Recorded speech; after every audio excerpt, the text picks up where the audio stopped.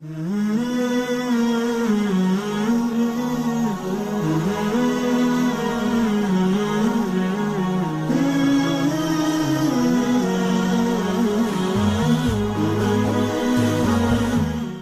لله رب العالمين والصلاة والسلام على من لا نبي بعده محمد الأمين صلوات ربي وسلامه عليه وعلى آله وصحبه ومن سار على نهجه واقتفى أثرهم إلى يوم الدين أما بعد فسلام الله عليكم ورحمته وبركاته.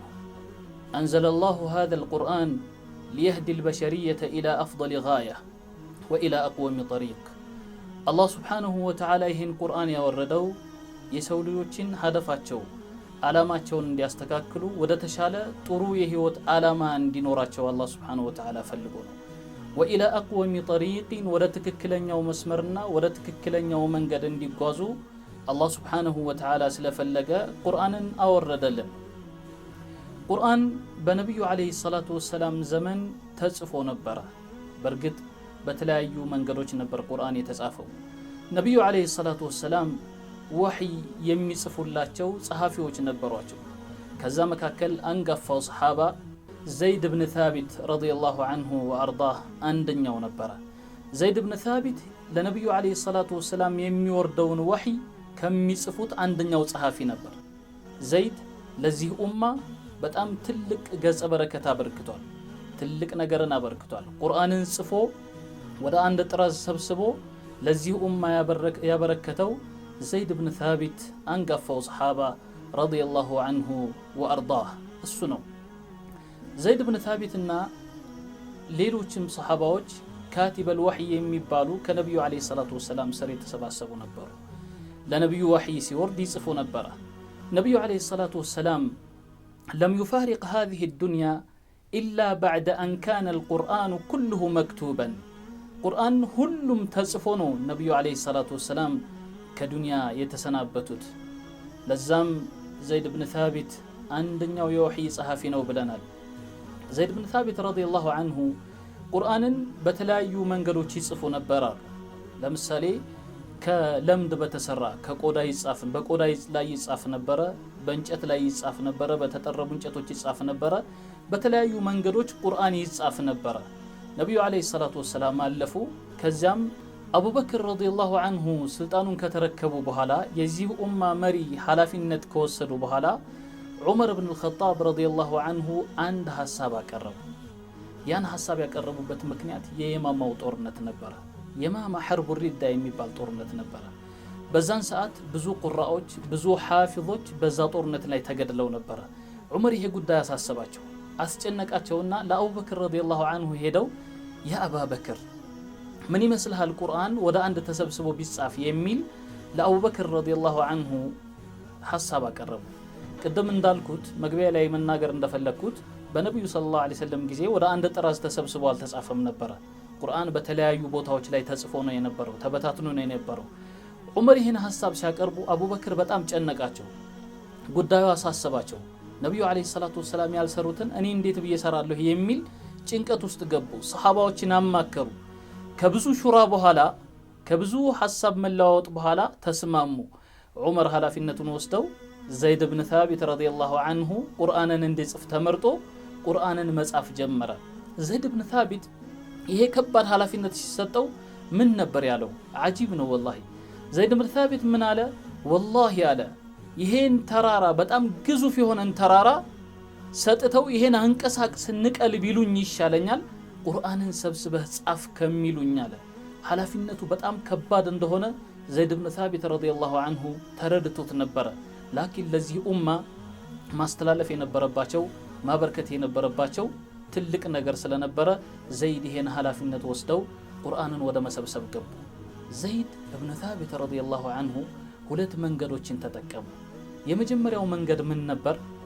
በነብዩ አለይሂ ሰላቱ ወሰላም ዘመን ተጽፈው የነበሩትን ቁርአን የቁርአን አንቀጾች የተበታተኑ የተለያየ ቦታ ላይ የነበሩትን ወደ አንድ ሰብስቦ በአንድ ቦታ ማስቀመጥና ቀጣይ ደግሞ ሁፋዞችን በመሰብሰብ ቁርአን የሐፈዙ ሰዎችን በመጥራት አንድ ቁርአን ሐፊዝ የሐፈዘውን አያት አንቀጾች ያነባል። ዘይድ ኢብኑ ታቢት ረዲየላሁ ዐንሁ ይጽፉና ሁለት ማስረጃ ሽሁዶችን ያቀርቡ ነበር። ጥንቃቄያቸውን አያችሁ። በጣም በጥንቃቄ ነበር ዘይድ ብን ታቢት ረዲየላሁ ዐንሁ ቁርአንን በዚህ መልክ ያስቀመጡት የጻፉት ማለት ነው። ኡመቱና ይላሉ ሼኹል ኢስላም ታላቁ ዓሊም ሼኹል ኢስላም እብን ተይሚየህ ረሕመቱላሂ ተዓላ ዐለይህ ኡመቱና ለይሰት ሚስሉ ልየሁድ ወነሳራ الذين لا يحفظون كتبهم في قلوبهم ولو عدمت المصاحف كلها لكان القرآن محفوظا في قلوب الأمة عجيب والله የኛ ህዝብ ይላሉ እንደ ይሁዶችና እንደ ነሳራ ህዝቦች አይደለም።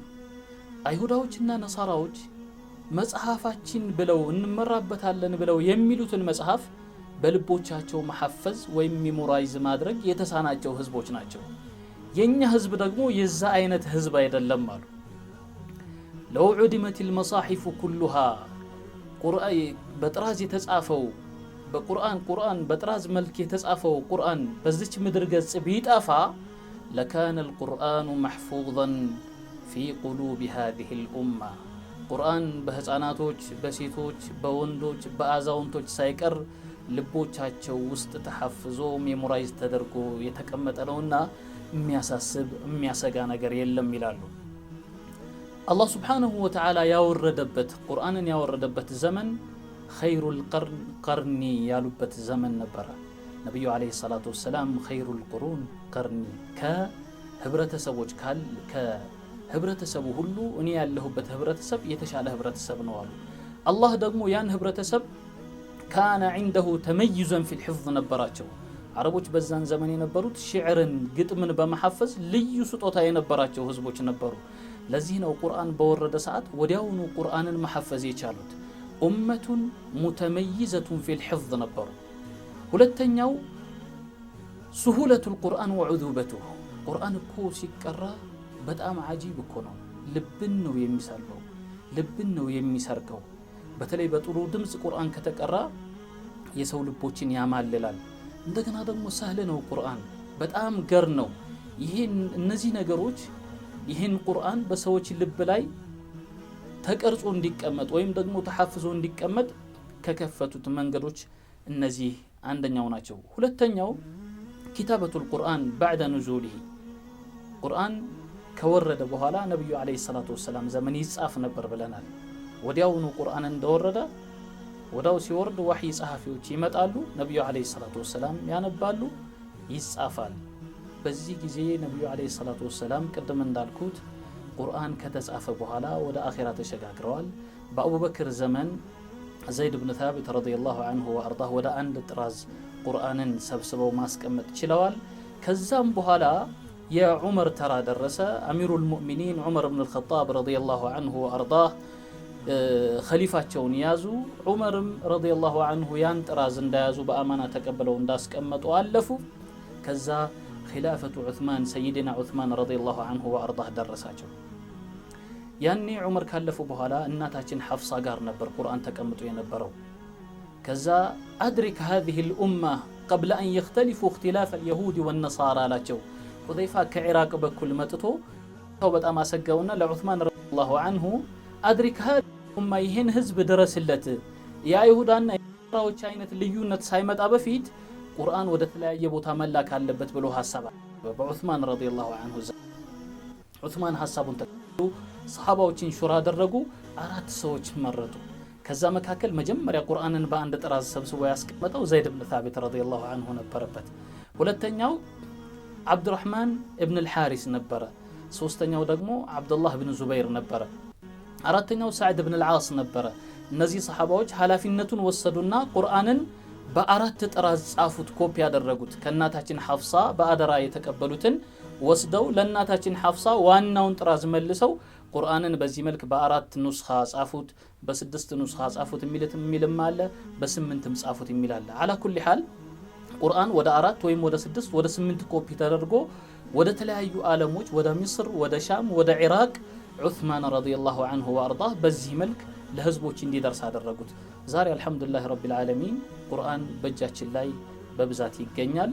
አልሐምዱሊላህ አላ ኩሊ ሐል ቁርአን በዚህ መልክ ነበር የተጻፈው። የሚቀጥለው ክፍል ላይ ኸሳኢሱል ቁርአን ወአህዳፉ የቁርአን ልዩ ቁርአንን ልዩ የሚያደርገው ባህሪውና የቁርአን ዓላማ በሚል ቀጣይ ክፍል ላይ እንመለከታለን ኢንሻአላህ።